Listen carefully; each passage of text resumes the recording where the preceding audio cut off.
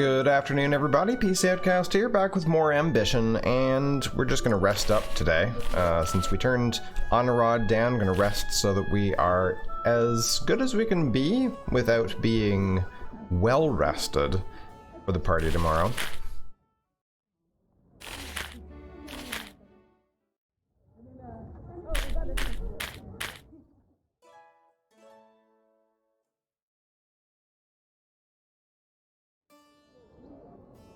Okay, so this is Revolution. Do we have anything that the Revolution likes? They don't like that. They don't care about that. They don't care about that. They like that a little bit. So I guess that's the best we can do. Okay, we gained a little bit of credibility and some cheap gossip. Huh. Here you go. Take that. More credibility and less peril. And also less money. What have we got? We got this thing, which we might want to check out. Some cheap gossip, shocking, outrageous gossip. More outrageous gossip and possibly make some money. The first casualty of war. A man is trying to convince Pierre to do something that he absolutely cannot. Perhaps this requires your intervention. Interesting. Cheap gossip. Antone? Who's Antone? Or Antoine? Antoine. I don't think we've met an Antoine before. Well, I guess we're gonna have to do that. Who is this Antoine? Ooh, look, the hors d'oeuvres. As you walk another circle of the party, you find yourself disappointed by the mundanity of the conversations you overhear. Who knew a hotbed of revolutionaries could be so dry? It's at the height of your boredom that you notice a pair of women withdrawing from the crowd to talk. One of them glances over her shoulder to make sure she isn't being followed, which is always a good sign. You're drawn to them as if you had stumbled upon an oasis in the desert. Should you go first, or shall I? As fond as I am of my revolutionary colleagues, I have heard some unsettling things as of late. I simply don't know who I can confide in. I wish I could offer some comfort, but I'm in a similar situation, albeit amongst the bourgeoisie. If anyone found out what I knew, their wrath would be swift. It seems that neither of us have an avenue for recourse then? You don't need to be a mistress of intrigues to see that both these people need someone to bear the contents of their hearts to. Normally, purloining such secrets would test your abilities, but this feels like the effort would be trivial. However, that doesn't mean that their fears are unfounded in any way. Just by learning these secrets, it's likely that you'll face some sort of reprisal from either the revolution or the bourgeoisie. The two of them are starting to walk away from each other. Who will you follow? I think we're going to go for the revolution. Although on the left knows something about the revolution, I think I'll follow her. I already have enough enemies. No. You follow the constitutionalist as she parts from her companion. It'll be much easier to do this if she's alone, after all. You catch up with her just as she's about to go outside to get some air. Have we met before? She asks as she notices your approach. Her smile is a hastily assembled mask. It doesn't take long before she realizes that you're more than sympathetic to any woes that she might have. Soon she's explaining the latest actions of the revolution that have been tugging at her conscience. Gained a piece of shocking revolutionary gossip. Naturally, that doesn't mean that you can evade the scrutiny that comes with prying into this particular case. You're sure that the consequences will come back to haunt you, and quickly. Oh. Apparently, Antoine didn't like that. Conversation that follows is fascinating in its own way, even with all that she's learned. She's still extremely passionate about the revolution and has embraced it with all of her heart. Eventually, you manage to find a fitting point for you to leave the conversation. All in all, a most fruitful endeavor. Okay, well, that's too bad. Our first introduction to Antoine is that he doesn't like us. We can still do that one if we want. Cheap gossip. More cheap gossip. More cheap gossip. Okay, I'm curious about this. No, wait, this is a different one. This is the closet one. I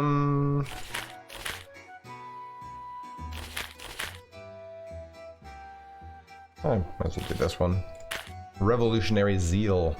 Strolling about this revolutionary party, you notice a group increasing in excitement, slowly gaining in energy as they enter a full-on state of argument and debate.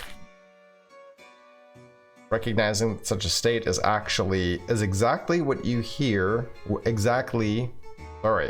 recognizing that such a state is exactly when you hear the best gossip, you start approaching them. However, as you're approaching, someone peels off from that exact group and greets you. She's smiling, but it doesn't feel friendly. Uh-huh. Ah, what a lovely party. Such a wonderful gathering of revolutionary minds, no? The only thing that really spoils the occasion is that you can truly never be too careful. After all, while the king and queen don't have an official reason to arrest any of us, I'm sure that they'd provide a handsome reward for anyone able to find such a reason. Which is, of course, why we all have to be so careful, wouldn't you agree? Really, any new stranger could be a potential threat, she muses, looking you up and down. Oh, madame. I understand that you're just trying to be vigilant, but is this really necessary? Huh. Is it necessary? Huh. It's not, she replies, sighing and looking more than a little embarrassed. I'm sorry, I judged you unfairly. Wow, that was a turnabout. Okay. Pardon me, everyone. She calls out over her shoulder to the group as she steps aside and makes room for you in the circle. I'd like you to meet someone. The debating group of guests doesn't stay together for much longer, but you do manage to acquire some interesting tidbits from the conversations you hear there. Cheap gossip. Just as you manage to finish memorizing what you just heard, the group starts to break off into tiny little clusters. Each cluster scatters to a different corner of the party to investigate new diversions and entertainments. Even the woman who was so suspicious of you earlier has already disappeared. A strange situation there. Okay. We got some cheap gossip, which will sell, and the shocking gossip will probably... Oh, we also got some other cheap gossip. Probably end up using this against the revolution. Gain credibility, lost some money, and some peril. All in all, pretty good.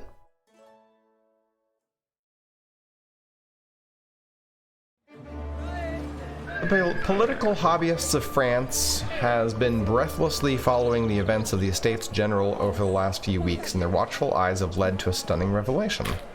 This revelation is that the Estates General has currently accomplished absolutely nothing. While the king has attempted to keep the discussion focused on tax reform to deal with France's crumbling budget, every single debate has stalled out due to fights over voting rights and representation. Members of the Third Estate won't let this issue go, as they are the only estate that pays any taxes under the current system. However, any attempts to change this would be inevitably shut down by the First and Second Estate, who both pay no taxes and each have just as many votes as the Third Estate. So the Third Estate is the bourgeoisie, right? And they're the only ones that actually pay taxes. The peasants don't pay taxes and the royalty doesn't pay any taxes. Right. Yet the nobility of the First Estate have managed to maintain the upper hand. They have the backing of tradition. Slowly, the Third Estate's continued demands for such an unprecedented solution in regards to representation have made them seem like bickering children. The longer this impasse lasts, the more tension will build. However, if it keeps building, then it won't be long before something snaps. You wake up to find a letter waiting for you on your bedside table. This wouldn't be unusual, save for the fact that it's sealed in plain, uncolored wax, which hasn't been stamped with a sigil of any kind.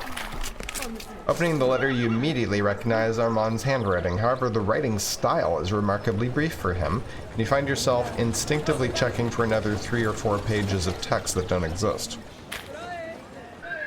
Charlie, Yvette.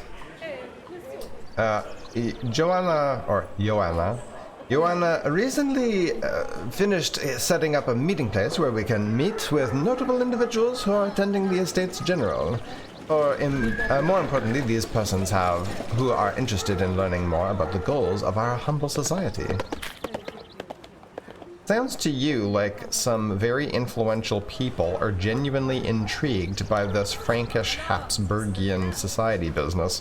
You read on a little further and find an address. It looks like these events aren't happening very far from your home.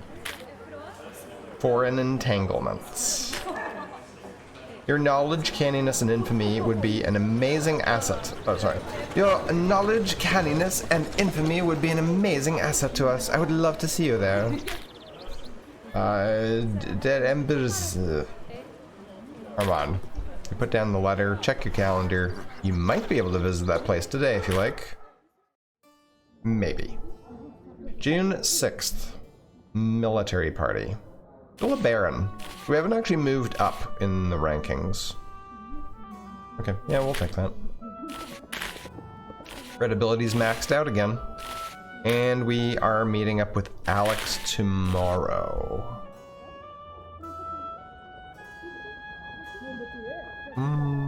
Let's rest.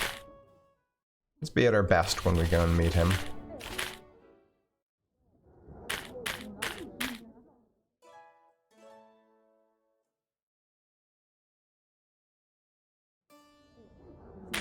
Okay, and we're gonna want to wear probably that. I don't know how much he really cares, honestly. I think we're gonna have to get a new gown that the crown likes. But anyway, let's take this one, I guess. After spending half the day getting ready, you head out to your rendezvous. Back to the Gringo Paradis. Bon après-midi, Yvette. Oh-ho! It's great to see you, he says, not even taking a second glance at your clothes.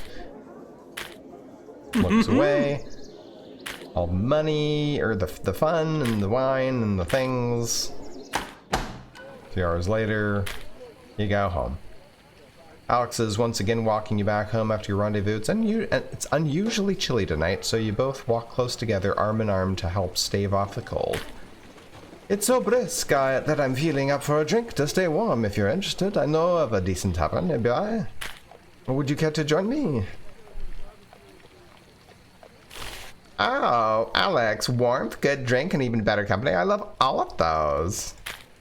I see we're in agreement, he replies with a grateful laugh. Stopping the tavern's entrance, he holds the door open for you. After you then, madame. Inside the tavern is small but cozy instead of cramped. You can feel the heat from the fires in the kitchen, and a young man atop a small stage is tuning his violin. Alex orders a bottle of Malaga. I don't know what that is, from the barmaid. You ask for a pitcher of water to accompany it. If one isn't careful, the hangover from these sweet wines can be absolutely debilitating. Both of the drinks arrive, and he fills your glasses before his own. Raising his glass for a toast, he says, "To quick decisions and life's little joys." You clink glasses with him and sip the fortified wine. It's sweet and strong. The chill inside you melts away almost instantly. Alex pauses to contemplate the charms of his glass of Malaga by the light of your table's lamp. His eyes seem focused on something distant. Malaga was always a favorite of my father. Even when I was growing up in Saint Dominique, he would leap at any chance to get a bottle of it. Then again, he often went to great lengths to obtain his pleasures. And what pleasures were those? Oh, the usual. Wine, women, other people's money. He lived a nobleman's life of ease, and he wanted the same for me. To be honest, I was more than happy to take him up on his offer. Most fathers would have disapproved of my behavior, but not him. In fact, he delighted in my adventures. Sometimes I think he was trying to live through me. Oh. Of course, to get that pleasure for himself, He first had to get us from his hiding place in Saint Dominique to the family estate in France. Alexandre punctuates this with a long sip of wine. So my father sold me. Well, technically, he pawned me off. He did what now? I'm sorry, he sold you? How? Why? Because you can still sell slaves in the colonies, and I was one, he says, like it's the most obvious thing imaginable.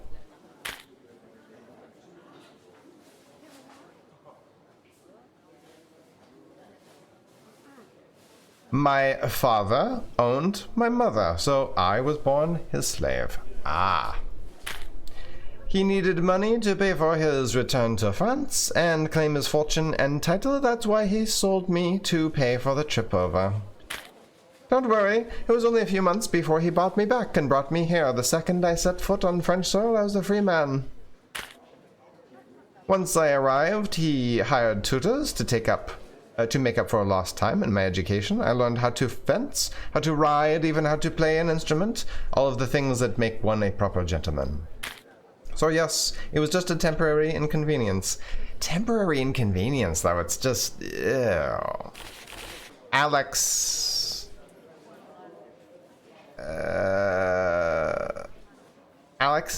your father sold you like property. That's monstrous. What? Absolutely not. He did what he could to help me. The only thing that's wrong are the laws that let people be bought and sold at all. I'm not sure if I told you this, but what spurred me to enlist was that I wanted to show my father that I was good as any other noble. He pauses to examine his hand in the candlelight, as if his skin could answer some long unanswered mystery. Of course, it happens that men like me need 4 generations of documentation to prove their link to nobility. That was something we did not have.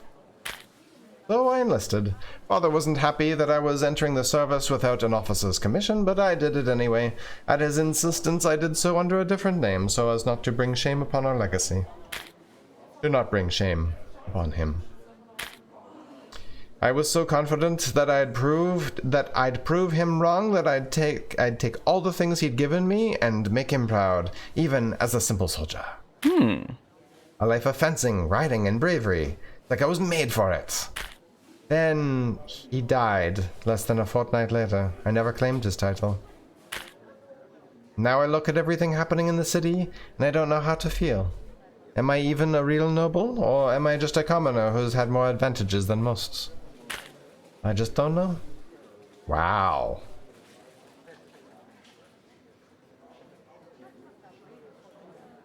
You were born a noble, and nothing changes that. The crown needs you.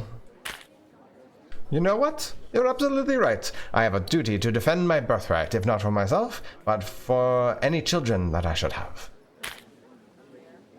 Military moves towards the crown by a decent amount. Alex sighs and shakes his head. Je suis désolé? I don't know. Je suis désolé. That was a little more serious than I had intended. With a great swig, he finishes off his wine and drops some coins on the counter. You finish off yours as well, but in a more refined fashion.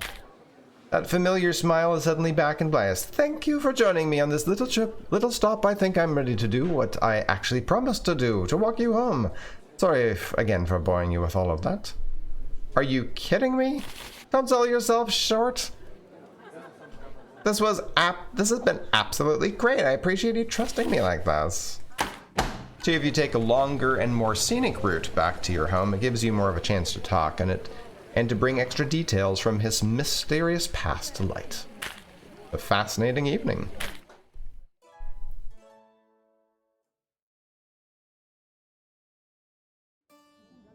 Well, that was very interesting. Okay, let's go sell some stuff. We're going to sell that. And sell that. And we're going to use this to Decrease the power of the revolution. Nice.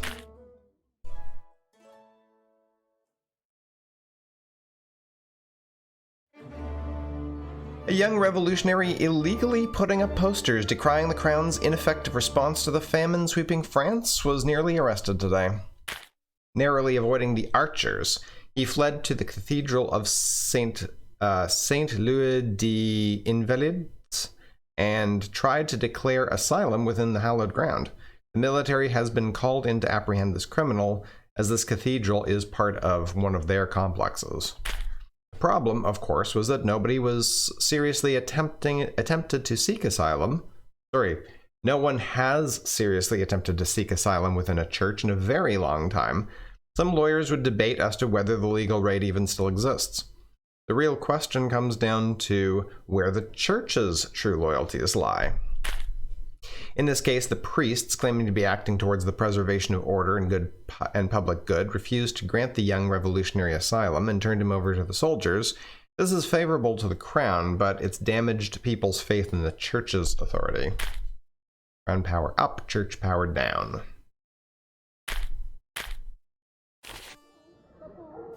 Alex inviting us out again. Oof, that's really close. That's like... what date is it today? The 30th? Looks like it's the 30th. I mean... Got Alex and Honorad back to back again. Fine. Yeah, I'll go ahead and do that, and then I'll have to rest up on the 5th. These. Yeah, we got stuff going on here. We got a party there. Okay. Fair enough. Okay, so we're doing pretty good money-wise.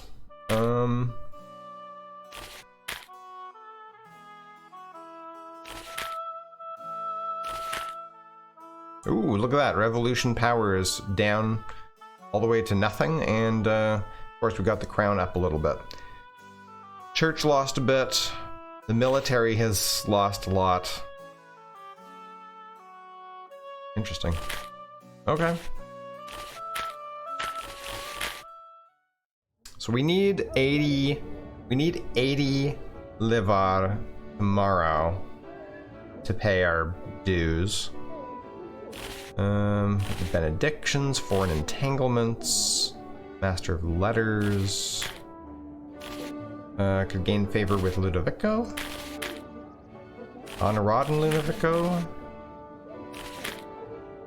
Potentially a little bit of money. I think... yeah, let's go visit Fatima. They'll have no idea how to do that stuff. How to benefit from our good friend. And we're supposed to be able to alter the... anyway, whatever. We'll see. Okay, church hates this. Bourgeoisie likes it. Crown likes that one.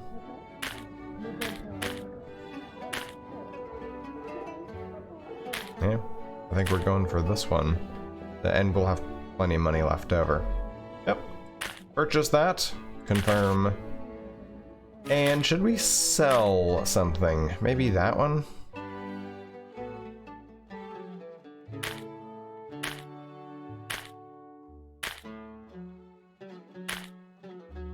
Yeah, let's go ahead and sell that one off. Okay. There you go. Now we gotta pay our dues this morning. Good morning, madame! It's time for the money! Here you go. Ah.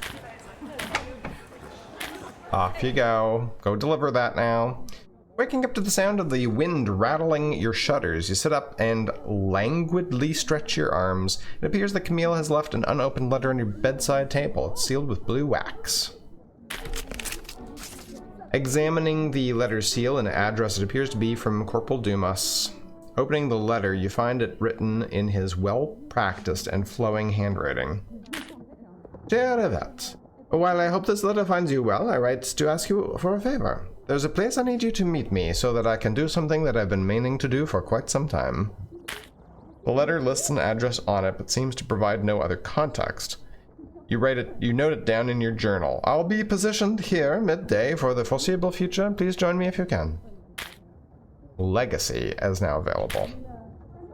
Though I may be known for my considerable vigor, there are things I would still rather have reinforcements for. Please understand that I do not make such a request lightly.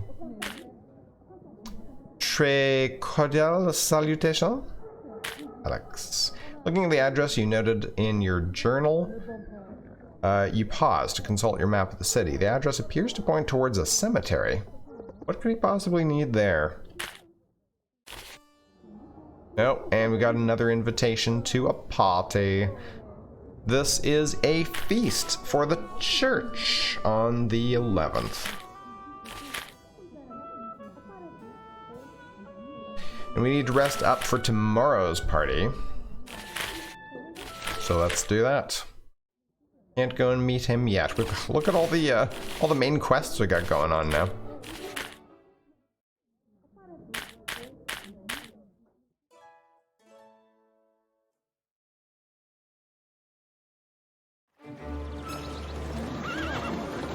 It's no small secret that the hunger of the countryside has reached Paris. The king, in an attempt to provide some relief to the citizens of the city, ordered the Pont Neuf closed down and a place to distribute bread set up as a public relief effort. The bridge was, of course, immediately flooded with people. These bread wagons only had enough food for a few days, but the gesture was still well received. While it certainly wasn't a long-term solution, it showed the people of the crown cared enough to act on behalf of its neediest citizens. Crown has gained some power. Okay. And now it's time for a party. This, I can never remember. It's the bourgeoisie. Okay, so we're gonna go ahead and wear Anarad's outfit.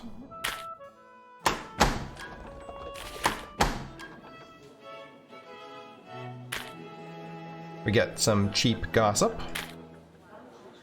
There we go. Get rid of some of our apparel.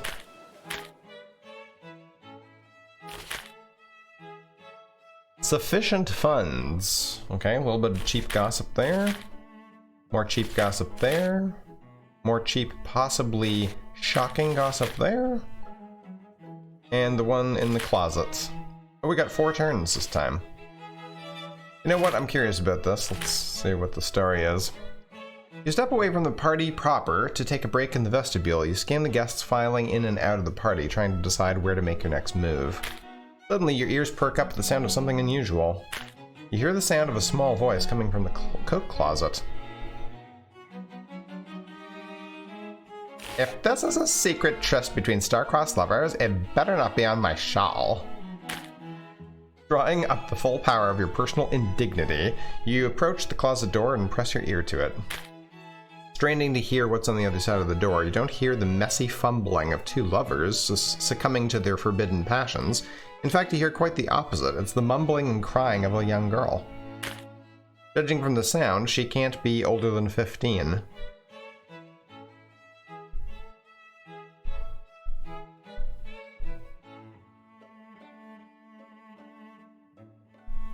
Mademoiselle, are you perchance a vengeful spirit from beyond? If I say boo, will you go away? Your disappointed silence speaks volumes. No, I'm not a ghost, I'm just a failure, voice admits. My parents forced me to come here and I said a bunch of stupid stuff and everyone got bored and mad and now it's all just as bad as I thought it'd be. Voice sniffles. I just wanted to stay home and read books about spies. Doesn't everyone? My name's Emily, by the way. Why does anyone do this?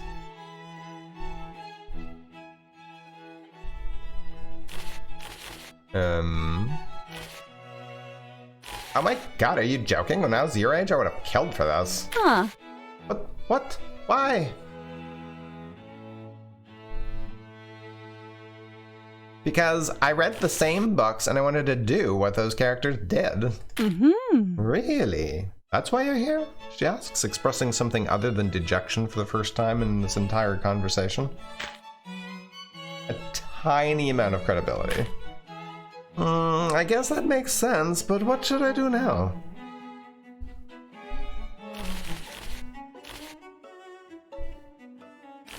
I would suggest finding someone much older and introduce yourself. They'll be simply thrilled. For a while, all you hear is silence from the inside of the coat closet.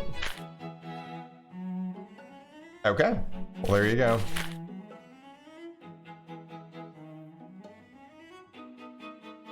Oh no, oh, look at the peril. Potentially a little bit of money and gossip. Ah, I am interested in this too. Something about the concerning correspondence from Armand. You step away from the crowds of the party to take a moment to be alone. A memory you had not considered for a while flashes through your mind. You're back in your provincial hometown. And we did one like this before. It was after Armand had left for the Estates General, but you yourself had yet to leave for Paris. Instead, you walked around in the cold, reading his letter over and over again. This particular one had been puzzling you for a while. In retrospect, his letters had been growing stranger for quite some time, but it's much easier to notice such warning signs long after the point where they would have been useful. Dwelling on such failures has never helped anyone. Sharabat, my heart aches to see you with an ever-glowing ardor that I'm scarcely able to control. I may be surrounded by companions here, but without you, I feel alone. Whenever I find myself engaging with persons other than my sponsors, I find myself exasperated. So many powerful people calmly discussing the state of the nation as if it was a tennis match, as though there were only two possible victors, yet the outcome had no real meaning. Individuals like that cannot be allowed to steer the fate of our people. If we are presented with two bad options, and we must force a third. To put it simply, it feels like France is a ship hurtling towards a rocky shore and nobody is at the wheel. This awareness of imminent catastrophe is the main unifying thread that binds our little group together. Oh, he told us about the group long ago. Interesting. Our leader is the one who is the only one who isn't worried. She works feverishly, but betrays no signs of fear. I think you would like her immensely. You two share a lot in common. Our leader. You'd puzzled over this before. Who was this woman that Armand was referencing in his letter? Was this perhaps that Joanna person you met recently? Probably. Of course, in the name of building coalitions, I've had to partake in the company of several extremely unpleasant individuals. It's perhaps the only reason I'm glad you're not here, as I would hate to inflict their judgmental presence upon you. Even when I finally travel home from the interminable dinners that at their grand estates, I still feel like I'm being watched. I know I've said it before, but I really wish you were here. I know there are things I'm not seeing, things that you would notice instantly. All I can be certain of is that we are racing against an unseen clock. To put it simply, the people of France are hungry, and hungry people do not remain hungry for long. J'embrasse, Armand. Reconsidering these memories in a new light is unpleasant, but also grounding. You feel a little more prepared for whatever comes next. Lost some peril, gained some credibility. Still, what to make of these revelations?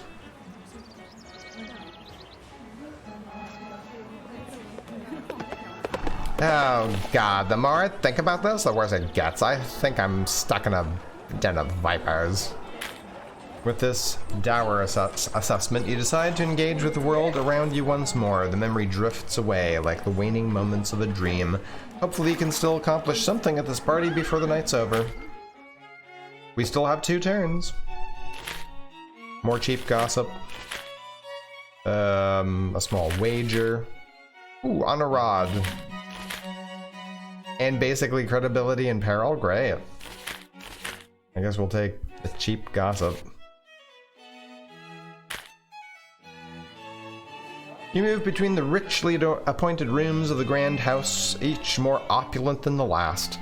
The tasteless excess of splendor is equal parts amusing and intimidating, wealth wielded as a social weapon, without even the barest fig leaf of pretense. Amidst your evaluation, you nearly bump into a worried-looking man who barely seems to notice you. He's muttering something to himself while he stares off into space. Je suis désolé, madame, he says, finally looking you in the eye. I thought that coming to this party might distract me from my troubles, but I was wrong. Now I'm failing to concentrate on my work and failing to fulfill my social obligation. Truth be told, the rumors I've just heard about my own business partners tonight have only added to my list of woes, should they prove to be true. Is there any chance you can take my mind off this building pile of misery?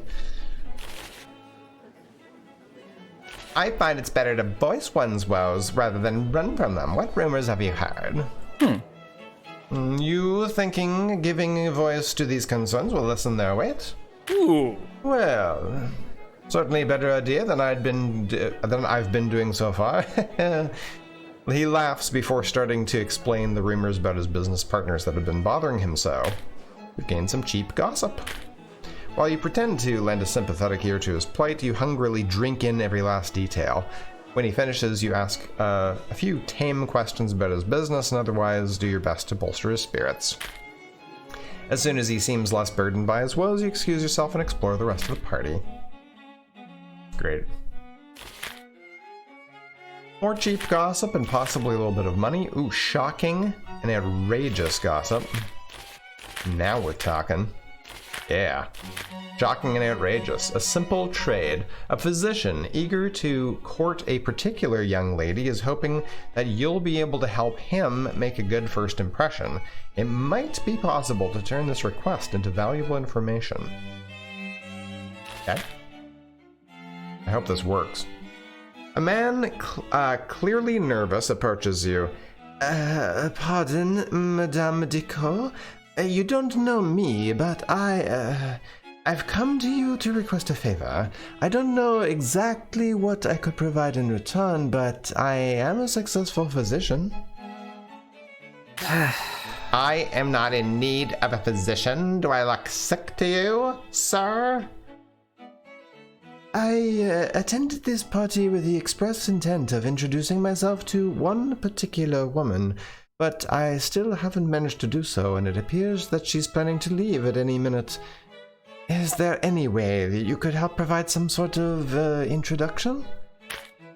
Before you ask, yes, I've already realized how strange it is to approach one unfamiliar woman because I'm too nervous to approach a different one. It's merely that, I don't know. I suppose that fear has always been divorced from reason. If a stranger is asking you for this kind of help, it really must mean that you've become well established in Paris, so at least there's that. It also seems like he could help you obtain some gossip about the bourgeoisie. Medium credibility challenge?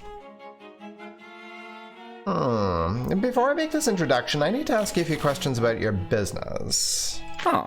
About my business? What of it? Oh, what am I saying? Of course I can do that. I only ask that you make haste. It looks like she's going to leave the party at any minute. His enthusiasm makes it easy to guide the conversation around. While he can't tell you the exact identities of his clients, it becomes easy to use this information to fill in the gaps in the scraps of a rumor that you heard a few days ago. You gain some outrageous bourgeoisie gossip. Delicious. The moment you've memorized the rumor, you take him by the elbow and glide over to the object of his affections. You do your best to make his introduction as appealing as possible. The opening of their conversation is inept, but earnest. With your end of the bargain upheld, you take your leave of them both. Wonderful.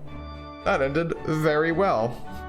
Thank you very much for joining me today, guys. We'll see you in tomorrow's episode. Take care.